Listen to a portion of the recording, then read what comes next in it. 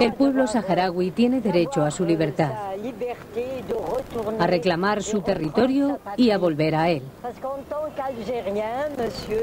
Y como argelinos lo hemos defendido y seguiremos defendiéndolo.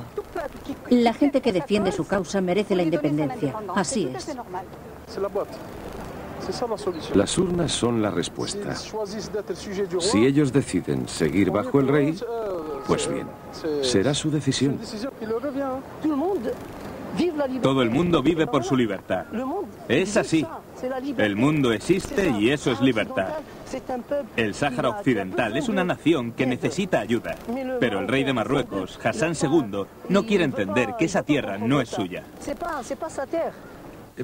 Se olvidan de un pequeño detalle que es extremadamente importante.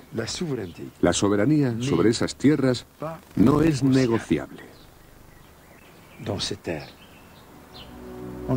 Y solo podemos ver una salida: la integridad territorial.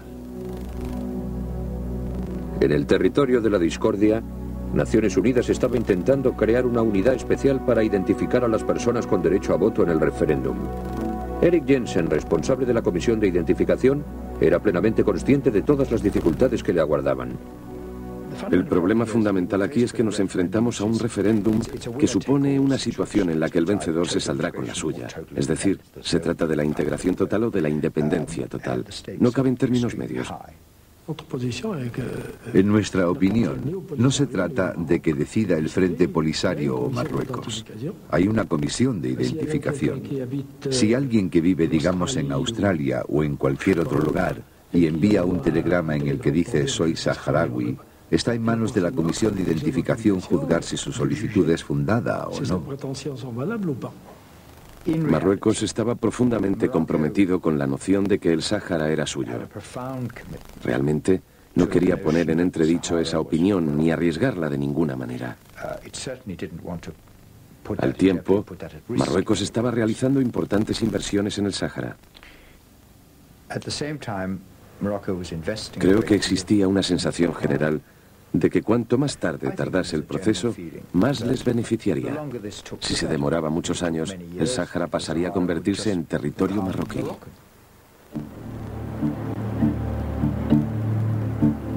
Recientemente ha sido inaugurado un centro médico de especialistas en el Aaiún, Marruecos, que ha destinado fondos a otros proyectos como esta planta desalinizadora.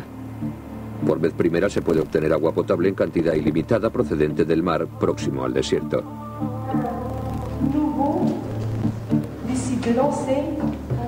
En otro punto de la capital, en esta escuela secundaria piloto, los niños utilizan nuevas tecnologías y reciben una formación basada en el sentimiento nacionalista marroquí del Sáhara Occidental. Tal actitud era aparentemente compartida por el nuevo secretario general de Naciones Unidas. Boutros Boutros-Ghali viajó a la región en junio de 1993 para tratar de alcanzar un compromiso en torno a las condiciones que debían reunir los votantes. Pero Mohamed Ul-Haddad recuerda lo vacilante que se mostró a la hora de reunirse con el Polisario en su territorio. Se mostraba muy reacio a visitarnos, a venir a los campos de refugiados. Y tuvimos que ir 2 veces a Tinduf a convencerle de que si quería hablar con el Polisario, pues bien, el Polisario estaba en los campamentos de los refugiados. El secretario general finalmente visitó los campamentos y su diplomacia demostró ser altamente eficaz. La cúpula del Polisario logró ser persuadida para aceptar unos criterios polémicos. Su actitud fue criticada y considerada una venta por muchos de los refugiados, entre ellos Bismillah Alia. Realmente no me alegré de que el Frente aceptara las condiciones. Aquello no me gustó. Pero me lo explicaron y al final acepté porque creí que ayudaría a demostrar que habíamos cooperado con Naciones Unidas, en caso de que el plan de paz fuese posteriormente bloqueado por alguna razón. La gente finalmente empezó a inscribirse en los centros de identificación en agosto de 1994, es decir, más de 2 años y medio después de la primera fecha marcada para el referéndum. Hoy día comenzamos a identificar a las personas que van a votar por el referéndum en el futuro del Sáhara Occidental. Los posibles votantes llegaban de toda la región. El proceso burocrático tuvo su lado emotivo y humano cuando personas separadas desde hacía mucho tiempo por la guerra se volvieron a ver por primera vez después de 20 años. Mis tías y mis primos estaban allí, pero lo más importante fue ver de nuevo a mi madre y a mis hermanos y hermanas. Todos ellos estaban en la puerta de la oficina. Durante el descanso era cuando podías reencontrarte con tus familiares. Y allí estaban todos. La reacción de aquellas personas al verse de nuevo fue extraordinaria. Hubo desmayos y gritos de júbilo. Formaban todos un solo pueblo y aquella alegría nada tenía que ver con una ideología política. Solo querían estar juntos. Le dije al funcionario de Naciones Unidas que eran mis familiares y que quería verlos. Fue a pedir permiso, pero los marroquíes le dijeron que no, que me fuera, que ellos eran ciudadanos marroquíes, que no querían verme y que yo no era su hija. Mi madre estaba impedida y muy debilitada. Pobrecita. Se cayó al suelo al ver lo que estaba pasando. Mis hermanas empezaron a rasgarse las ropas y a tirarse del pelo. Marruecos era una verdadera mafia. Los marroquíes eran auténticos gángsters. Actuaron de forma cruel, mientras que el Polisario hizo lo que se le... Empezaron sobre las 7 de la tarde, al final del día. Venían verdaderos ríos de agua por todas partes.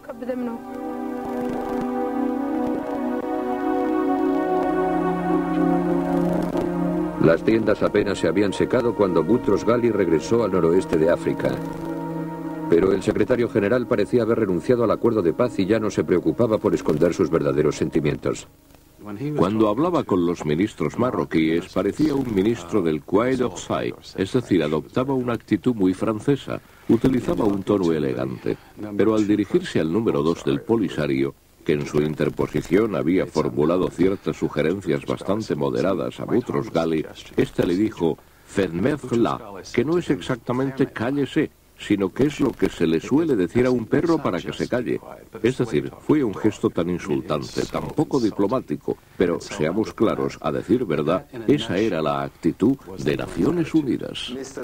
El señor Boutros Ghali es aristócrata de origen. Amigo del rey y miembro de la Real Academia. Es decir, el típico personaje que no concibe que un reducido número de nómadas pueda desafiar al monarca todopoderoso de un país de 26 millones de habitantes. Para él es algo inimaginable. De modo que cuando llega aquí ve el desierto donde no hay nada y se pregunta cómo es posible que después de más de 20 años estas gentes sigan desafiando al rey. No entiende nada. No entiende que es un problema cultural. Pues sí, Boutros Ghali es ese tipo de persona. En Washington, los fracasos de Naciones Unidas fueron presentados ante una subcomisión del Congreso por el rebelde Frank Roddy. Al regreso del Sáhara Occidental utilizó un lenguaje muy directo en su valoración de la situación. Lo que hice fue limitarme a verter mis impresiones de lo que vi como miembro de una misión de Naciones Unidas. Y el cuadro no era precisamente bello. Creo que aquel hombre era el instrumento de algún grupo de presión extranjero o algo así. Realmente estoy convencido de ello. En aquellos momentos no era visible ni el más mínimo rastro de la independencia de Naciones Unidas.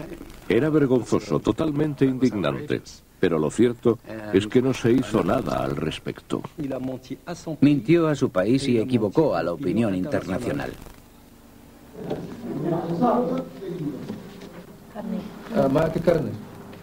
Las crecientes críticas obligaron a Estados Unidos a cancelar su ayuda a MINURSO. Era una operación de paz muy costosa que parecía estar logrando muy pocos resultados. Trabajábamos en circunstancias muy difíciles. El proceso se detenía, titubeaba, aunque nosotros logramos